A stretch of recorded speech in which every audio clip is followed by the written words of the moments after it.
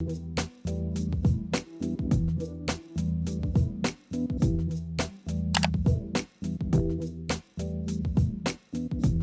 welcome to the Wave Report.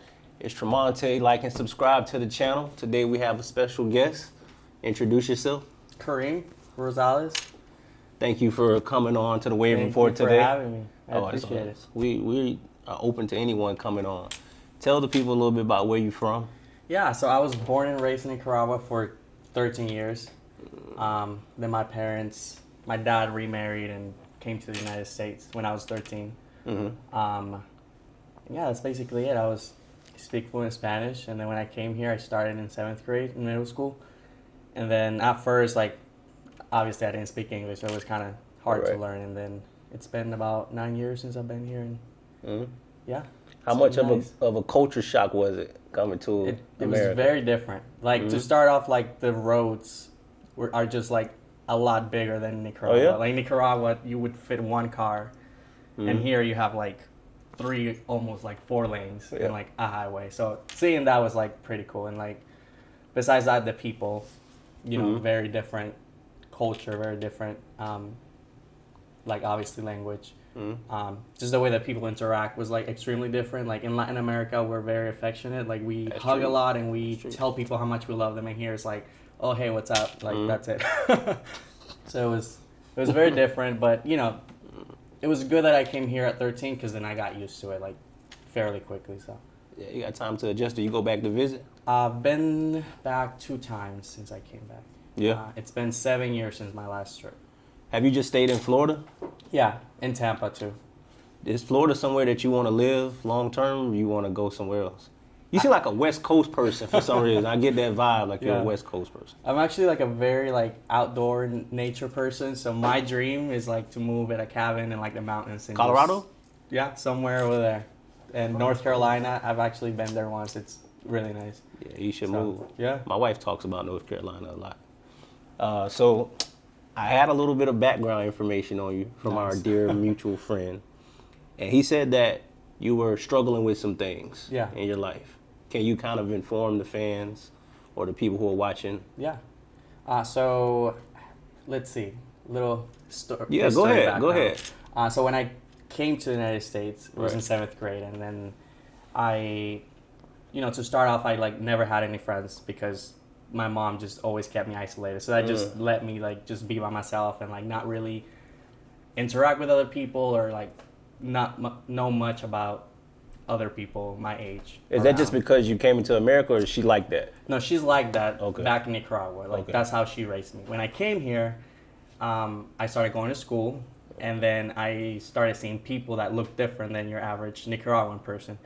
And I was like, oh wow, people do look different. So then I started wondering what am I like? What do I like? And then it just came to the picture that I kind of just liked how guys looked in middle school. And then I remember I had this crush in 7th grade. This guy sat next to me every day on the bus, and I told other people about him, and then he was just no. And that was the first time that I ever processed oh wow, I don't like girls. This is different from how I was raised. So 7th grade, right? 7th grade. Okay. I was 13. And then 8th grade happened, and then 8th grade I had a very depressed year because I went back to my country, came back, I didn't want to come back. So it was more about working on myself, so I kind of just forgot about that part. Then I started freshman year, and I became friends with some people, and they kind of just inspired me to be myself more. So at school, everybody knew me as, oh, that's Kareem, and he's like that. Right. But that was just a school persona that I would just be at school. And outside of school, I used to go to church, and then my parents are very religious, so that too would just be part of my outside world outside of school. And then I became a Christian. I got baptized when I was 16, so that was my sophomore year of high school. And yeah, I've been baptized for about 5 to 6 years now, and that has been my life since the past 5 years. Just focused on the church. I actually led a teen ministry I opened like a nonprofit program in the church with like another organization. I was just like extremely focused on it because, you know, God does change people's lives. And it definitely changed mine because I was not at a point where I was thinking about me liking guys anymore. I was just focused on my relationship with God and doing the right thing. Okay. And being portrayed as a righteous person. And that happened for, you know, I graduated high school, started college, and that was just still me. I just kept everything else in the back of my mind. Were you fighting with it as you were going through this process of getting baptized? So I was not, which is interesting. As soon as I got baptized, my life just turned 360, like out of nowhere. Like I immediately stopped thinking about stuff like that. And my motto was now, you know, I got to do the right thing. I got to be righteous. I got to do everything for God to be pleased. So yeah, I wasn't struggling for some odd reason, but you know, God does work magic in your life, and I guess that was the part of it that was fresh in me that just forgot about everything else. Yeah, everything was great, and then quarantine happened. Yeah. And that gave me a chance to be at home for 2 months. And reflect. Just because, you know, I couldn't hang out with people. Yeah. I could only, like, exercise at home. So I started running a lot, and running just gives you, like, a clearer idea, a clearer mind. And, like, I was working, like, once or twice a week. So I definitely was at home for a while. And my roommate, I shared rooms with another guy, and he would just, you know, conversate with me and stuff like that, and I would just bring out the topic, and he would walk me through it and see, like, it wouldn't be wrong if you were this way, but, like, do you want to be that way? And that just, like, kept me questioning, like, everything. And then I was like, you know what, I'm in quarantine, let me just open Tinder and see, like, if I do really like it, if it was just a middle school thing. So I opened it, and I was like, oh, wow, interesting. Because at this point, it's been a while. Yeah, it's been, like, since middle school, like, almost 8-9 years. And yeah, I saw some people on Tinder, and I met up with one, and I was just like, oh, wow, this is extremely new, but I like it. You know, it's not like I was hesitant about meeting him or, like, anything of that. So I just let, like, all my guards down and just, like, started to just, like, meet people and, like, talk to people. Just being open about myself to the roommate that was walking me through it. And then 2 months passed, and I was just like, you know what? I think this is it. Because I put it in the back of my mind because I wanted to be right with God, but not because I wasn't actively wanting to date a guy anymore. Yeah, I know what if you that mean. makes sense. So yeah, and then I came out on Mother's Day. You came out on Mother's Day. Yeah, this year. Did you come out publicly? Did you come out to your family? I came out to my family and all my friends. How receptive were they? So I did it step by step. I Okay. took it on, like, people that I knew were gonna accept me and be fine with it, and then every 3 days I would call somebody new and tell them, depending on, like, how harsh I would think they would judge me. So I told, like, my best friends first, and, like, everyone's cool with it. Like 95% of my friends are, like, straight guys, and they're all, like, extremely cool with it. So that was pretty cool to, like, still have the friendships and just, like, still be myself. Like, literally doesn't change anything about, like, my personality or anything. And then I told my mom, because my mom lives in Nicaragua. My dad lives here. Okay. So I called her, and she was just like, you know, that's awesome. Congratulations. Like, that doesn't change anything. Like, now we're going to get to talk about guys. And, like, because, you know, she's single. So she's like, nah, we can talk about guys. And just, like, you know, she was being fun about it. And then I told my other roommates who are from the church. I have 6 roommates. And I told the other 5, I sat them down in the garage, and I just said it, like, in front of all of them. Okay, so this is the case, and this. And surprisingly, I was, like, extremely nervous about telling them, but they were very accepting, very respectful about it. And they were just asking, like, what does your life look like from now on? And, like, are you still part of the church, or do you want to be part of the church? And just stuff like that. But ultimately, it was a good conversation. And I called my dad and my stepmom on Mother's Day, because that was, you know, they're the ones from the church. they're the ones that I wanted to make sure that the conversation went smoothly. Because my dad is like, my dad, I have a great relationship with my dad.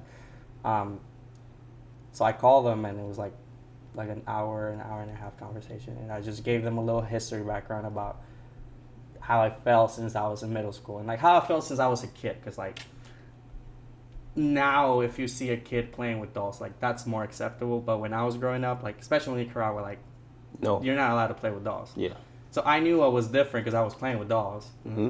And I loved Shakira since I was 4. Mm-hmm. So like listening to Shakira was just like, oh no, you gotta like Daddy Yankee, not Shakira.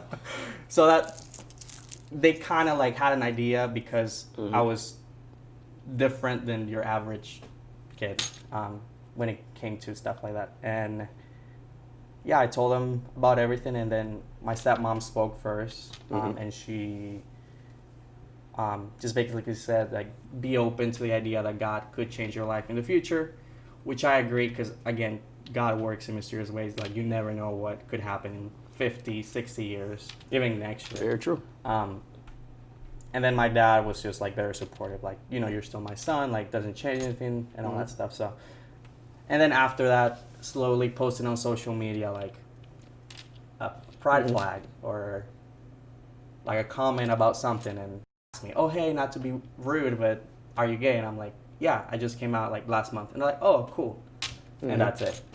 So it's thankfully it's been a very positive experience. Like no backlash. negative comments at all. And that just shows like how much we've moved on from a lot of judgment since it all started, the movement back in 2008. So you said you, just going back to your story Yeah. of how you got to the point. You said you're in the church, you got baptized. Right now, how do you feel God looks at you as a gay man? So Do you even care how he views you or how he may view you? Yeah, absolutely. Like I said, I've been part of it for 5 years, and like a relationship you build with God is more intimate than a relationship you could ever build with any human being.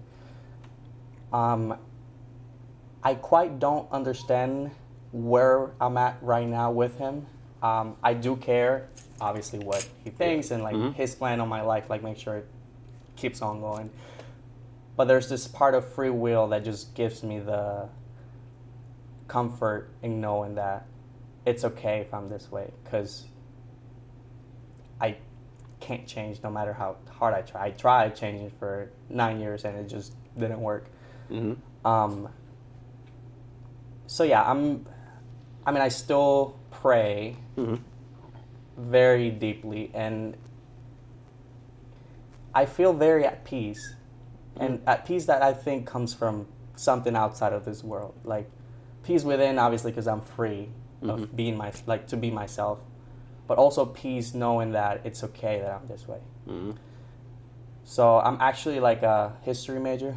That's what I'm going to school for. So I read a lot of books about the way that gay people has been viewed throughout history. And it just makes me thankful that I'm just one more person to that history that has been happening since Greek times. The Spartans had relationship with guys, Of and course. it was very acceptable. So it, like, and they were fine. Like, I don't know where they're at now, obviously, but just gives me comfort to know that it's okay that I'm at where I'm at.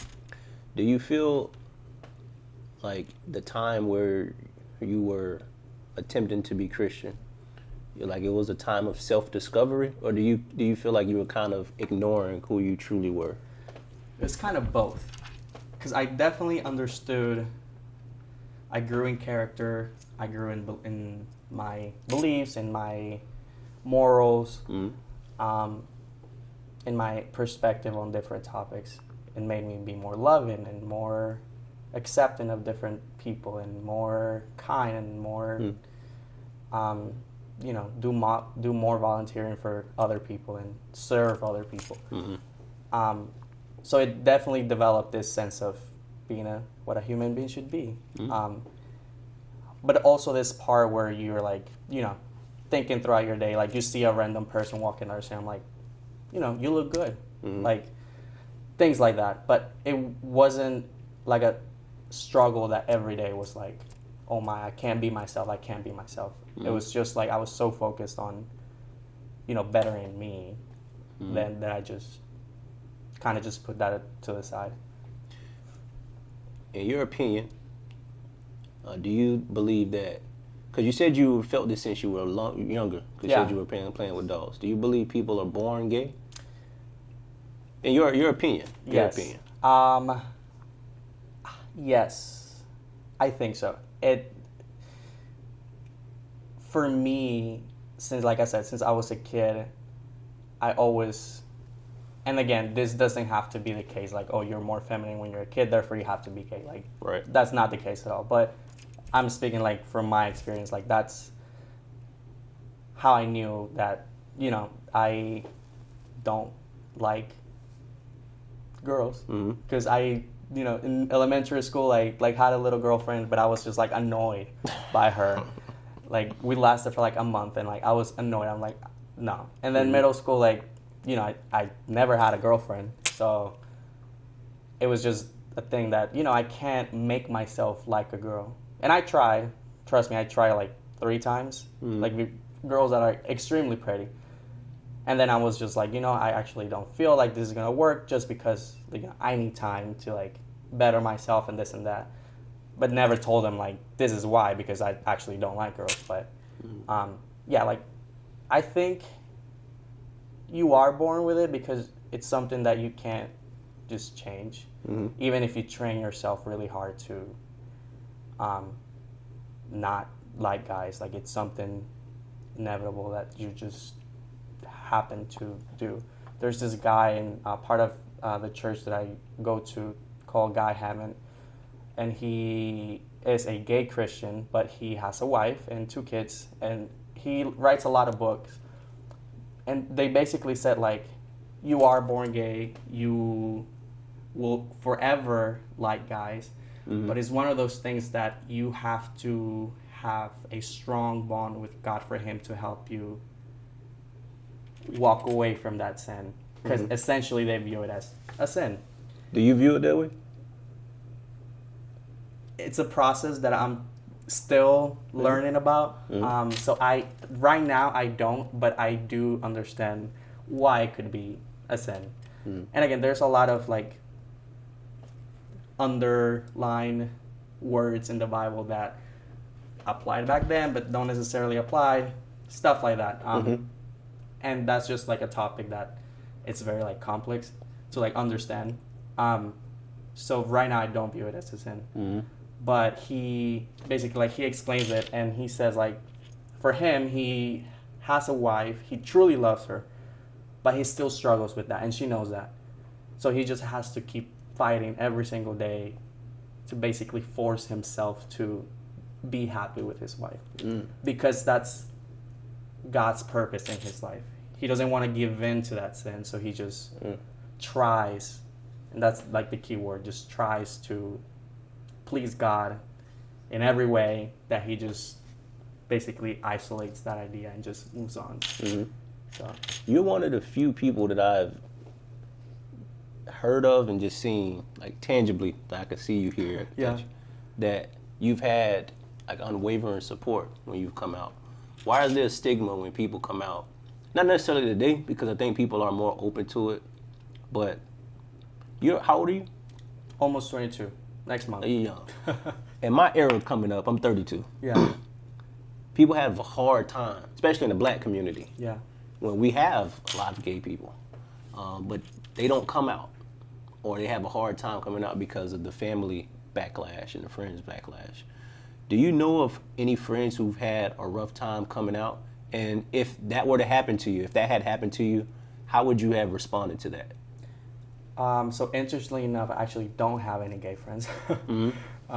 So I don't know anyone that had a bad experience. Obviously, you follow people on social media and you read things from, like, famous people you know and follow and stuff. So I think, like, a bad experience comes definitely from how you grew up. But not just that, the relationships you built with people along, since you were born until where you came out. And the relationship will be strong enough for anything that might be inconvenient for the other people to still know that you are you and that this is okay. So I feel like that's what happened to me. Like, my relationship with my mom is one of the best ones. With my dad, one of the best ones. And with all my friends, like, I'm a very caring person. So all my friends are, like, friends for 5 years and plus. My oldest friends that I have here is, like, 9 years since I came. So they've known me, like, for a very long time. So they know who I am. They know, like, what I do. They know my personality, my character. And that just assured them that it was going to be okay, that I'm this way. Because we've built such a trusting, deep relationship. So, and with the second part of the question, I feel like quarantine just gave me the courage to come out, and I was prepared to not have a good experience. I remember you said, like, you told them, like, days apart. Yeah, I was, like, being tactic about it. And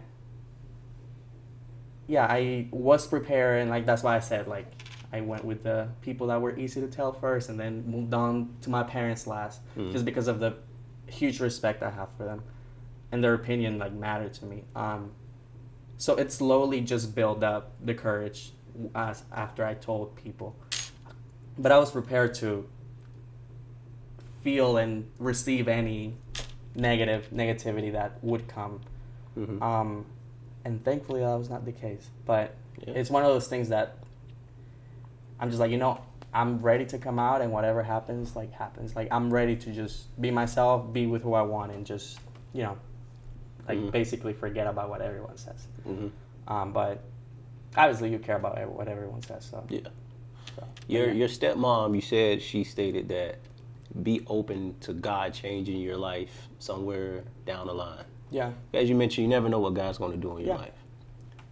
But do you feel because you've been down this road before, if you were led out of homosexuality and you were going back straight, do you feel like, okay, I was straight, then I came out, and I'm assuming you feel more comfortable this way. Yeah. And then going back, how would you, like, balance that out as far as your life and your trajectory and your journey? Would you even feel comfortable going back? So that's the thing, like, God changed my life. As soon as I got baptized, it made a 360 turn. And that was something I did not expect or ever thought that could happen, just because I'm like, I'm always going to struggle with this, or I'm always going to be this way, whatever. And for those 5 years, like, that was not a thing. Like, it was being by myself that made that realization become more revealing in front of me. So I don't know what that would look like if that was the case, because I don't think I would ever want to. Yeah. But again, life will throw some things at you. Like, coming out, I never expected that was going to happen. So, why'd you choose Mother's Day? Because I had to call my dad and my stepmom to wish Mother's Day. And I'm like, you know what? I can't, like, just tell everybody that I know and not tell them. And they didn't want people at the house because they're, older, and they didn't want get sick or anything. And my sister's 8. And she suffers from, like, respiratory stuff, so I didn't go. So I was like, let me call them and let me just tell them. I didn't plan it on being Mother's Day, but it's just like, oh, Mother's Day, that works. Perfect time. Yeah. So, and once you told everybody, you feel like a burden was lifted? Yeah. Not just, like, making them comfortable, but for yourself. Yeah, for sure. I still act the same way that I've always acted. So there's no difference between, like, before and after. So it was definitely, like, freeing for me, because now I can post whatever I want on Snapchat and social media, and, like, people already know, and they're not going to question, or they're not going to be mad about it, because they know. It just made me just, like, be more confident. Not just in the fact that I do like guys, but just the fact that I can be myself in every way. Like, I can wear whatever I want. If I were to wear these pants, back when I was straight, they were like, why are you wearing that? Or like, if I were to, thankfully all my friends know that I love Shakira, so whenever I listen to her, they kind of knew, oh, like that's Kareem, that's his thing. But now it's kind of like, oh, that makes sense because that's just how he grew up and that's how he always felt. So it's mainly for me that I came out because I didn't want to, like, you know, if I do ever get married, which that's the plan, I don't want to, like, not have anyone at the wedding or people not know that I'm marrying a guy.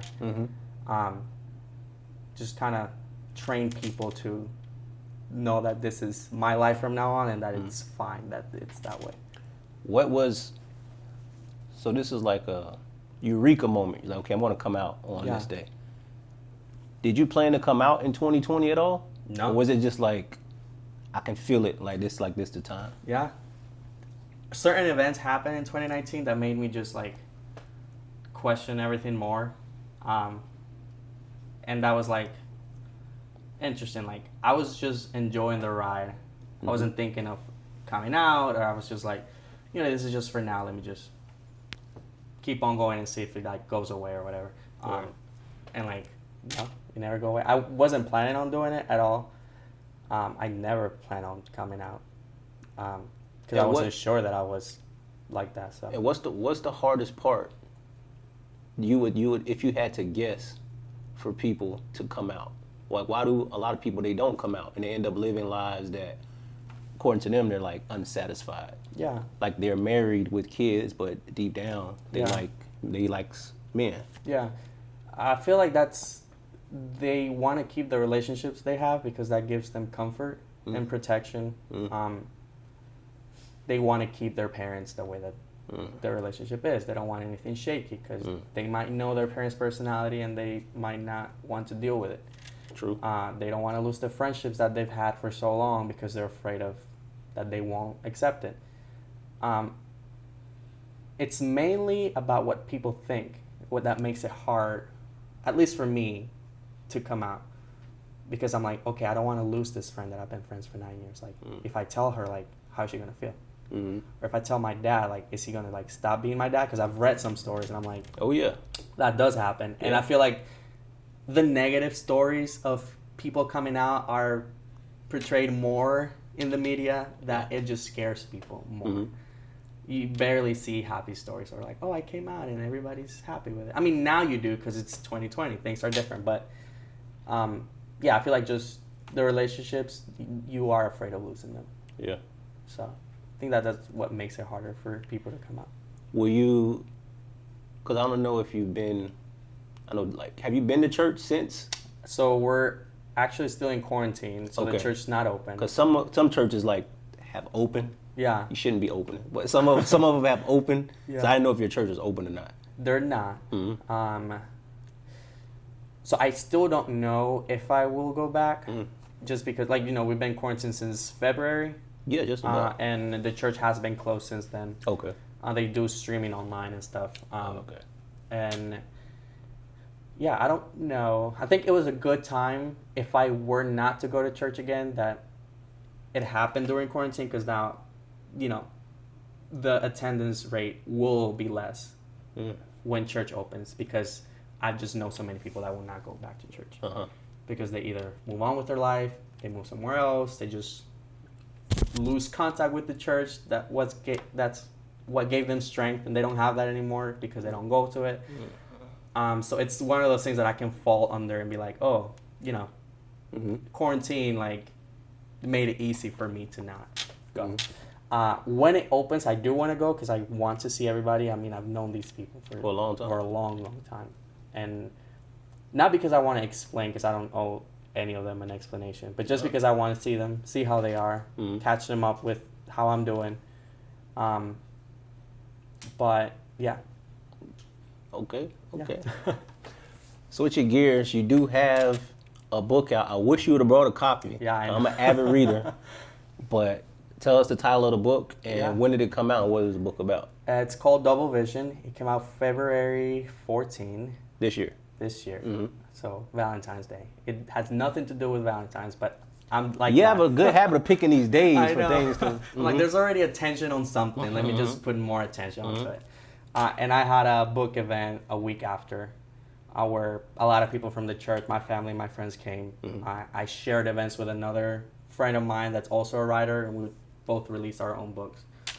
And the book, Double Vision, is about a boy who thinks differently, and he's kind of like me, because I am him, but without being him. Yeah, I know what you mean. And he has these thoughts of feeling the energy in the afterlife and like just weird ghost things. Very spiritual person. And I exaggerate it a bit more because he's a fictional character. It's a story, yeah. And he basically, the book has two parts. The first part is poetry written by him that basically explain why he feels the way he feels. He explains in details what he sees and what he feels throughout different situations or different topics of like love or friendship and this and that. The second part is an experience in the afterlife. So he dies. You're supposed to know he dies is like part of the whole story. So no spoilers. And the afterlife, he just explains it in a very vivid, detailed way. Like very colorful, very just wow. And it's the journey of him trying to understand why he felt the way he felt when he was alive. And it all comes back to Jesus being like the ultimate answer. And obviously I wrote that book before I was coming out, but that still holds the truth in my life. And yeah, the book is it's not a Christian book, but it has a lot of spiritual references components to it. So, well, how long did it take you to write the book? About 2 years. Yeah. It's a very short book, but I just wanted it to be extremely detailed. That it took me a long time, because I would erase things and I would write it again. I would erase it and write it again. And so writers do. Yeah. And I was like, I'm gonna finish this like when I started. I'm gonna publish it in like 5 months. Didn't happen. Like obviously you're busy and stuff, so it took me about 2 years. And then when I finished it, I was like, wow, finally, it's out. So I'm extremely proud of it. I have 3 books. Okay. The first one was like a trial, like, am I really a writer? The second one was a Christian book. Basically, like, inspiring notes and stuff like that. And that's the third one. Will you write another one about your journey now? Yes. Post-quarantine? Yes. So I started writing one mid last year while I was still working in Double Vision. And I wanted it to be a romance story. So it's a love story. But I want it to be a book of 300, 400 pages, like an actual book. Because my books are like 100 pages. I still consider those actual books. Everybody, yeah, I know. You'll meet very few people who will read 300 to 400 page books today. It's hard. Very. It's hard. I would though. I would. Yeah, and it probably won't be that long because I'm impatient. I'm like, okay, this is all I need in the book, and I'm just gonna throw it out. And it's when I first started writing it, I wanted it to be a very, as a Latin person, I wanted it to be passionate. I wanted it to be fire. I wanted it to be romantic, like the novelas that you see in Univision.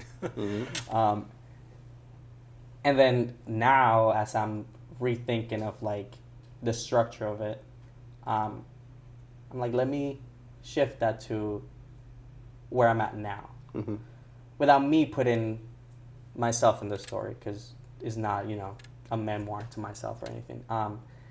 And yeah, it's been interesting seeing how that has been working out. Still not nearly done. I just started. I have some poems written, but yeah, I'm still trying to relate it to me right now. Yeah. But hopefully it'll be interesting. Yeah. And my last question for you is, because you mentioned God and spirituality a lot throughout your journey. I think that's very important. And you said you don't know where you and God are right now, which I think is reasonable, seeing as you made such like a huge change in your life. How do you want God to see you in the future going forward? Yeah. Same way he has always seen me. Someone that loves people, that loves him, that will serve the needy, that will try his best to be righteous. But just a very tricky thing because, like, am I not being righteous because I'm with a guy? And I don't want to pick and choose what's righteous and what's not according to his eyes, because that's just extremely dangerous. So I do want to build a great relationship with him. I just don't know how that would look, because I understand that what I'm doing isn't, according to what I've read, is not what he expects. So it'll just be a journey that I'll have to figure out throughout time and see how my relationship with him will look. So, well, I'm glad and happy that you came on the Wave Report to share your story. Thank you for having me. Wish more people would share their story, regardless of where they come from. Yeah. I think all of our paths are kind of intertwined in a way. Yeah. Any final words for anybody watching, anybody who may be going through what you went through? Yeah.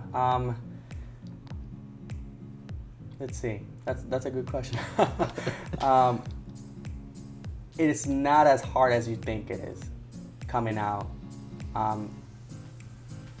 The right people will be by your side if they need to be, and just prepare yourself to accept whatever comes your way. But the reward is definitely greater than anything negative that you will face. So, yeah, being yourself and being free is like the best thing anyone can do, because you're just yourself. So. Well, thank you for coming on the Wave Report. Thank you. Like and subscribe to the channel. We love y'all. I'll talk to y'all soon. Peace.